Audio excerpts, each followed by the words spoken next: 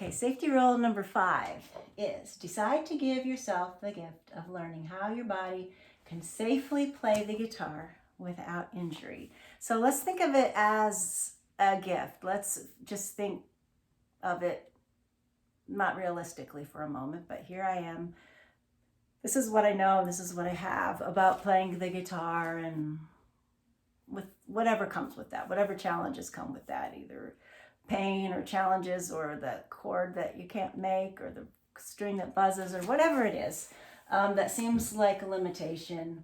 But well, actually we're talking about injury here, or maybe you haven't even experienced injury yet, but you want to make sure in the long run that you don't. We want to stay safe. Decide to give yourself the gift. So what would it be like if I suddenly felt different and I knew how to do this in such a way that it wasn't hurting? That would be quite a gift. Unfortunately, no one can wrap it up in a box and give it to you so that you have it. It's something that you have to develop over a period of time. And this idea of learning how your body can safely play the guitar, it might mean letting go of something you imagine that you would like to play. It might not. You know, I actually did let go of playing a lot of things I thought I wasn't ever going to be able to play. But then in the course of getting better, I found that I was able to play some of those things after all. But the point is, if we decide to give ourselves the gift of learning how to play the guitar without injury, well, it's kind of like somebody gave you that gift and now you can play and it doesn't hurt. Only it takes 6 months or a year. So it takes a while to figure out these changes. And the specific details of changing our technique, I will talk about in another lesson. This lesson is about deciding to give yourself that gift. The reason I'm putting so much emphasis on this decision is because it's really hard when you already play. I played for like, 40 years or so. Got back my stolen guitar after 5 years. And I went back to like just, 1 or 2 notes going up the guitar. If I was playing those 1 or 2 notes on the 6th string and then I moved to the 1st string, it was a totally different technique. And I had to really slow down and learn what my technique was for every little motion that I did. But it, over time, now I can play guitar without injury. So, that's quite a gift and quite a miracle. So what I'm saying is if you take a little time up front, it will be a gift and it will give you more time with your guitar instead of losing time with your guitar due to injury. Not only that, it's not just pain we're talking about, but when we learn to play without pain, we're improving our technique. We're playing more efficiently, and we're also going to be sounding better. It's going to be easier, and we're going to be able to do more things because a good technique allows us to play more things. So it's all the way around, having a better technique is going to be a gift. So this takes, in order to do this, we have to add 5 or 10 minutes or more to the beginning of our practice session. We don't want to just sit down and play our favorite song, especially if it's, difficult and challenging, physically challenging. That's not the first thing you want to do when you play guitar. You definitely, when you sit down and practice, the first thing you do needs to be something easy and gentle. And in order to greatly improve our technique so that we can avoid having injuries or to recover from injuries or to just improve our technique because we want better technique so we can play better, you need to add 5 or 10 minutes to the beginning of your practice session. If you have the kind of lifestyle where you can practice for 2 hours or more, you can add an hour, you could add a half hour or even an hour of warm-ups and exercises. And that's what I do. If I only have an hour to practice or a half hour to practice, it's that like once, but these aren't just any old warm-ups and exercises. These are well-chosen warm-ups and exercises.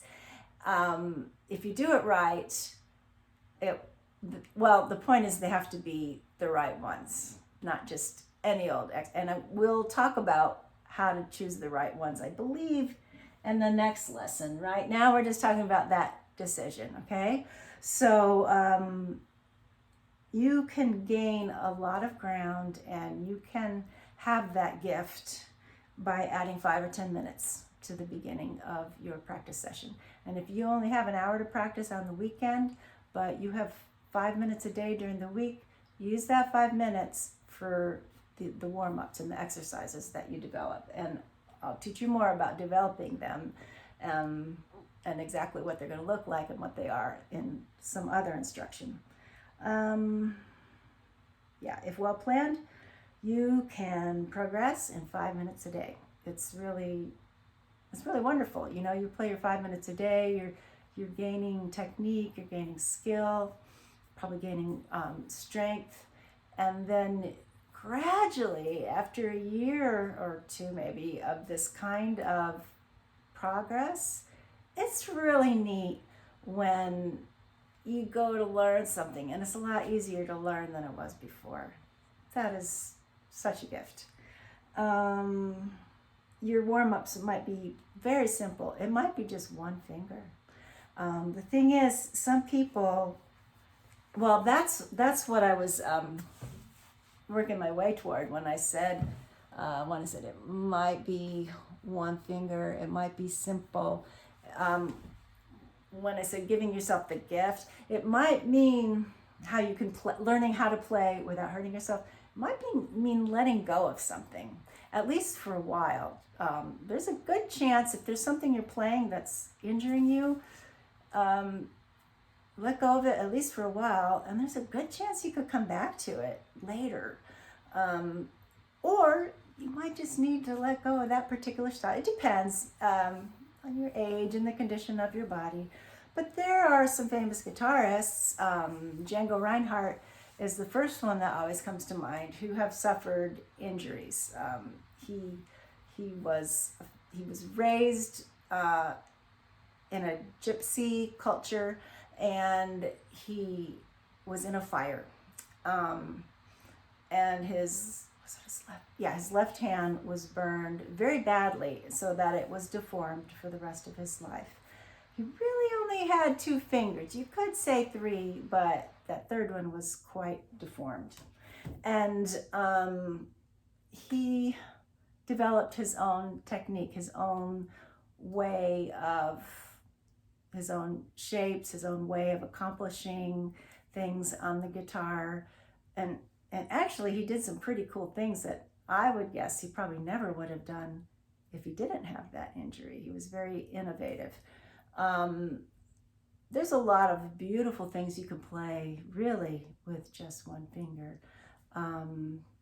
They tend to be like slow, pretty things.